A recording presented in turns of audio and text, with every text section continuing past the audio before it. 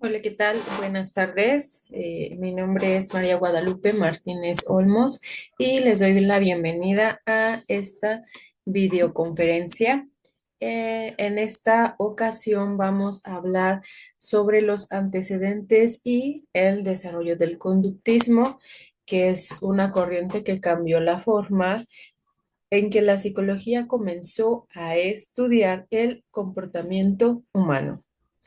A lo largo de esta presentación veremos cómo surgió, quiénes fueron sus principales representantes, con sus conceptos, con sus descubrimientos más importantes. Y también cómo se aplica actualmente y también algunas de las críticas que ha recibido. Y yo espero que al finalizar podamos entender por qué el conductismo sigue siendo una de las bases más importantes de la psicología moderna. Bueno, soy alumna de la Universidad Nacional Autónoma de México de la licenciatura de Psicología en línea y vamos a continuar. Los objetivos, aquí puse dos, que el primero es comprender el origen del conductismo, analizar conceptos, aplicaciones y críticas. Y antes de comenzar, quiero comentarles cuáles son los objetivos de esta conferencia. Ya se los mencioné. Y el primero es comprender cómo nació el conductismo y qué situaciones llevaron a su aparición. También vamos a analizar los conceptos más importantes como el condicionamiento clásico y el operante. Conoceremos algunas de sus aplicaciones actuales y finalmente veremos las críticas que ha recibido con el paso del tiempo. La idea no solamente es aprender nombres o aprender fechas o memorizarlas, sino más bien quiero que entendamos por qué esta corriente sigue siendo tan influyente y tan importante en la psicología en la actualidad. Comenzamos con nuestra introducción. Para entender el conductismo hay que regresar un poco en la historia. Hace más de 100 años, la psicología todavía estaba buscando convencer a la ciencia, por así decirlo, ¿no? Muchos de los psicólogos que habían estudiado la mente y estaban preguntándole a las personas que cómo se sentían o que qué pensaban, se dieron cuenta de que todas estas respuestas eran muy difíciles de estudiar, de comprobar, de buscarles un fin, un fondo, un punto, algo para poder avanzar. Entonces, algunos investigadores dijeron, ¿por qué no estudiamos mejor lo que sí podemos observar en lugar de preguntar y no tener como esto palpable, ¿no? Entonces, ¿qué querían decir? Entonces, que la conducta, se referían a la conducta. Y justamente de esa idea nace el conductismo. Ahora que ya sabemos cómo era la psicología antes del conductismo, vamos a conocer el contexto histórico en el que apareció. Este, El contexto histórico, bueno, el conductismo comenzó a desarrollarse a finales del siglo XIX y a principios del siglo XX.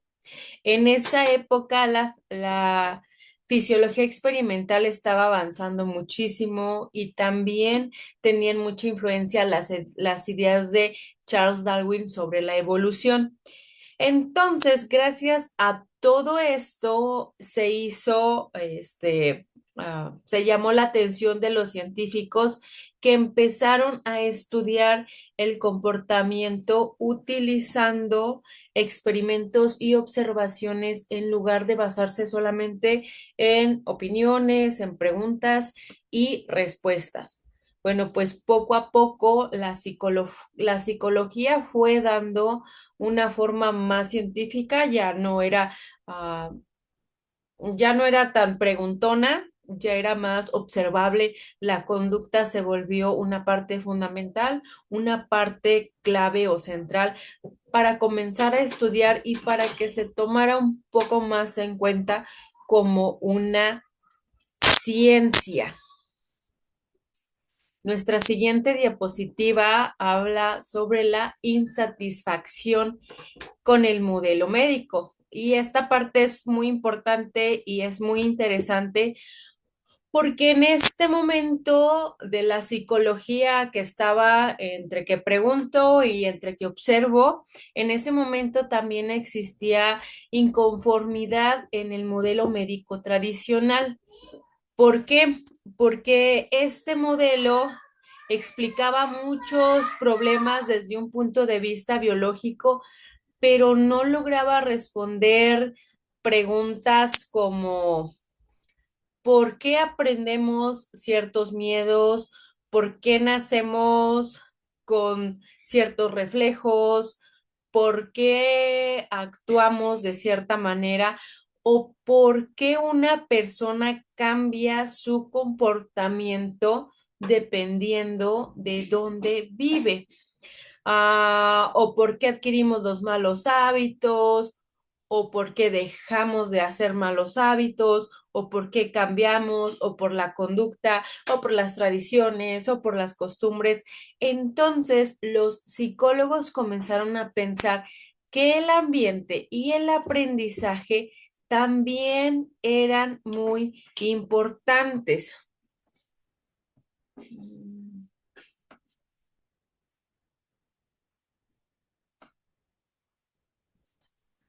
Bueno, nuestra siguiente diapositiva habla sobre la reflexología rusa. ¿Y qué tiene que ver la reflexología rusa en todo esto que les acabo de informar? Pasa que uno de los países que más aportó al desarrollo del conductismo fue precisamente Rusia. Ahí encontramos investigadores como Sechenov, Bekterev y por supuesto a Iván Pavlov. Ellos estudiaban los reflejos y descubrieron que muchas respuestas podían aprenderse. Es decir, el comportamiento no era completamente en automático y también podía modificarse mediante la experiencia. Y para eso les voy a hablar un poco sobre el condicionamiento clásico. Aquí aparece uno de los experimentos más conocidos de la psicología. Pavlov observó que los perros empezaban a babear incluso antes de recibir la comida. Después descubrió que habían asociado el sonido de una campana con la llegada de un alimento. Eso significa que aprendieron una respuesta nueva. ¿Qué quiere decir? Que cuando Pablo puso atención sobre cómo los cachorros empezaban a babear, incluso antes de que les sirvieras, solo por el sonido que se hacía de antes, fue que se dio cuenta de que se estaba asociando a un condicionamiento.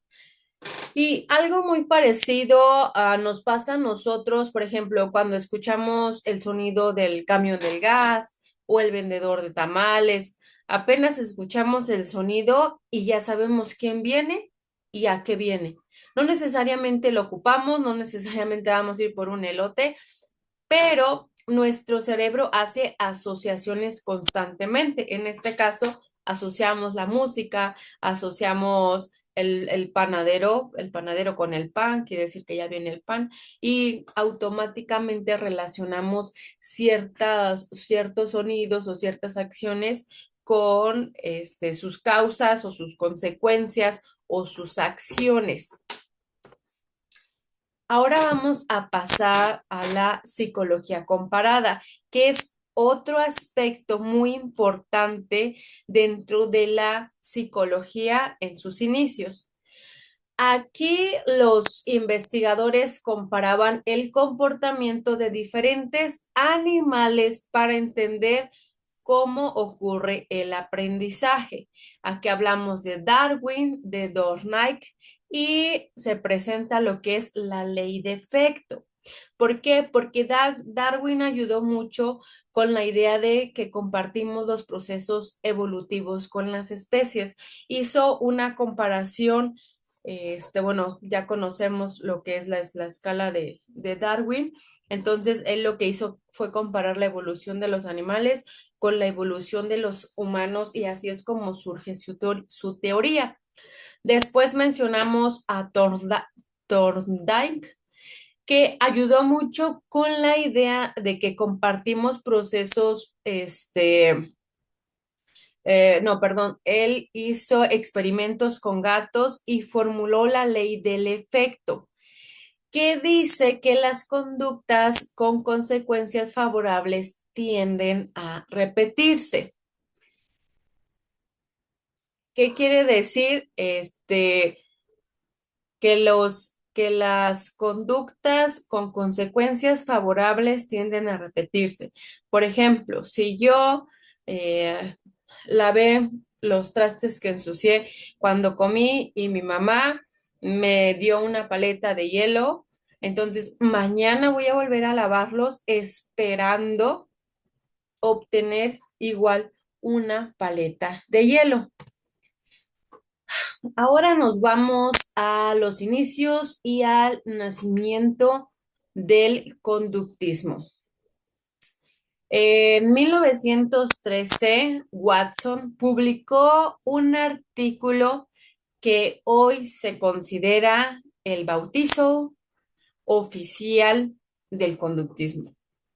En él dice que la psicología debía estudiar únicamente la conducta observable, porque era lo único que podía medir de una forma objetiva, no como al inicio estábamos con la psicología, que estábamos a expensas de las respuestas a las preguntas que nos planteábamos para tratar de entender, de conocer o de explicar algunos problemas que estuviéramos teniendo en ese momento.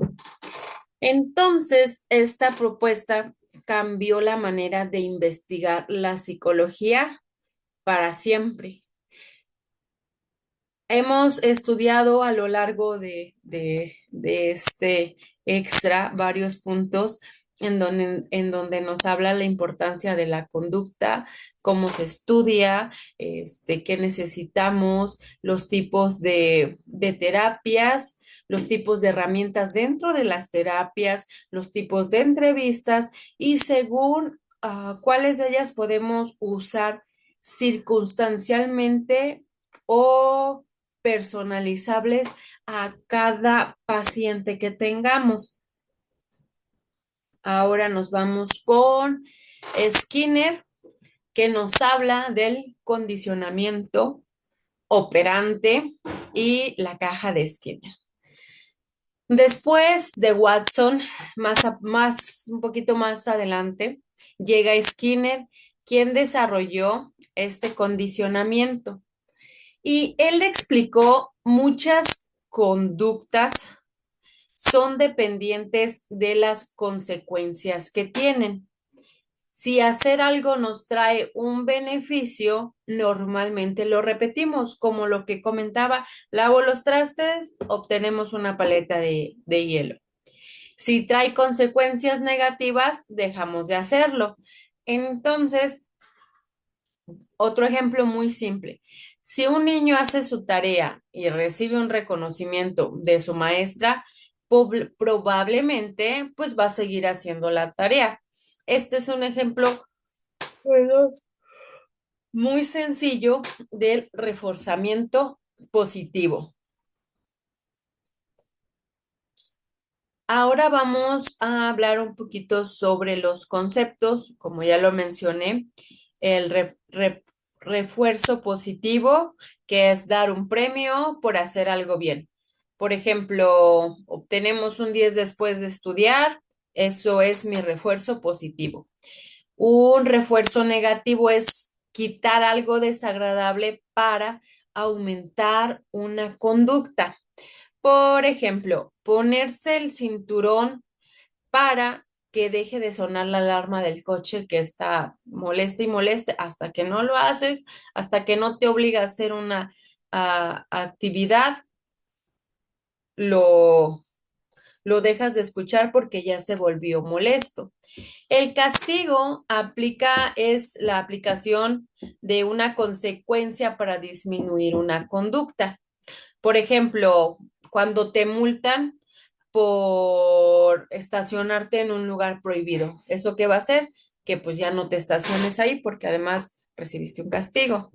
Ahora hablamos de la extinción, que cuando una conducta desaparece porque deja de recibir atención o refuerzo. Y este es un ejemplo muy claro y yo creo que supongo que todos hemos pasado. Cuando un niño empieza a llorar, a llorar, a llorar, a llorar y a hacer un berrinche y está en modo berrinche 1500 y de pronto los papás dejan de prestarle atención, o hacen o simulan que están dejando de prestarle atención. El niño al revisar o al observar que ya no está teniendo toda la atención que buscaba con el berrinche, pues lo deja de hacer y entonces su comportamiento cambia. Las aplicaciones. Actualmente en el conductismo se siguen utilizando en muchísimos ámbitos. En psicología clínica ayuda a tratar las fobias, a tratar la ansiedad y las adicciones. ¿Por qué? Porque como todos es conductual, empezamos a aplicar lo que ya vimos atrás, que son los reforzamientos, ay, se me fue la palabra. Empezamos a reforzar las conductas, sea de manera positiva o sea de manera negativa.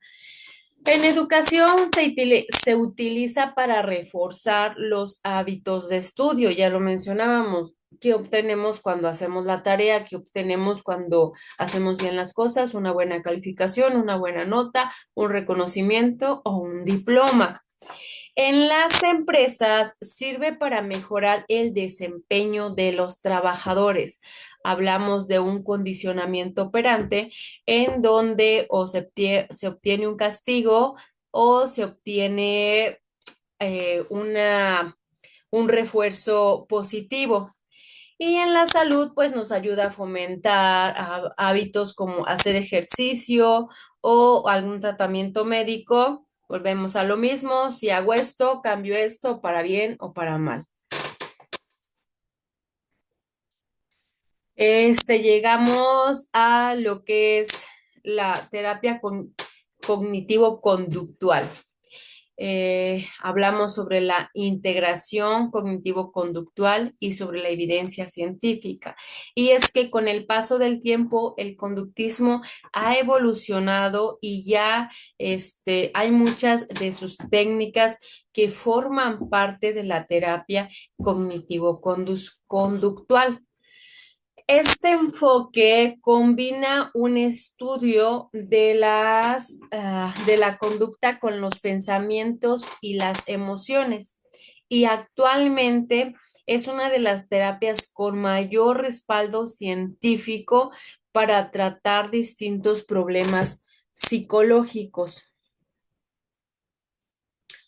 Y como cualquier teoría, en el mundo ha habido y por existir cualquier teoría, el conductismo también tiene sus limitaciones.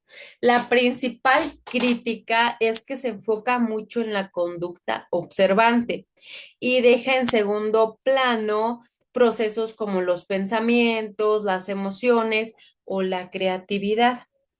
Por eso, posteriormente aparecieron otras corrientes que complementaron sus ideas. Es decir, no la eliminaron, no la borraron, simplemente se complementaron para mejorar o para no dejar afuera todas estas cosas que hay, que existen, pero no son meramente conductuales.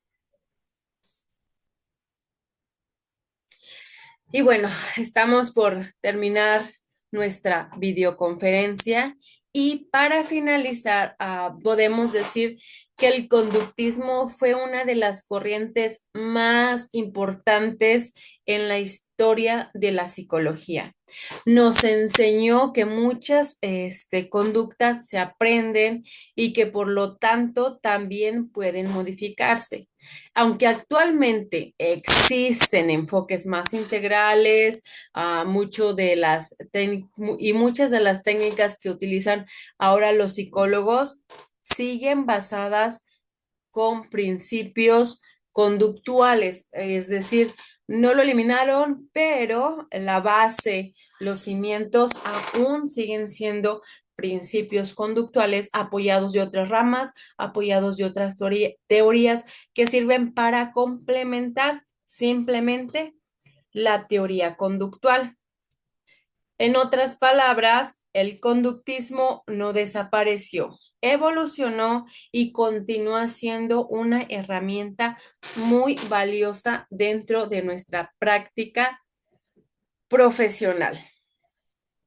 Y eso sería todo. Aquí damos por terminada nuestra conferencia. Espero haya sido una información clara. Abrimos nuestro tema con lo que era una psicología básica que solo se basaba en escuchar, en preguntar, y de ahí trataba de desarrollar algo que fuera un poco más verídico para tratar de explicar o tratar de entender lo que estaba pasando. A consecuencia de que la psicología no estaba aún en su desarrollo o no había manera cuantificable de que todo lo que se decía fuera estudiable, surgió lo que fue también los temas desde la base médica. Las personas empezaron a preguntar, empezaron a pedir explicaciones y aquí es en donde llega lo que es la psicología conductual, el estudio de la conducta y todo lo que es observable que nos permite aún más tener esta información comparativa que en un futuro se puede recaudar para poder dar conclusiones, tener resultados y ver si hay conductas que se pueden mejorar, que se puedan cambiar o incluso que se puedan eliminar para mejorar la vida de las personas.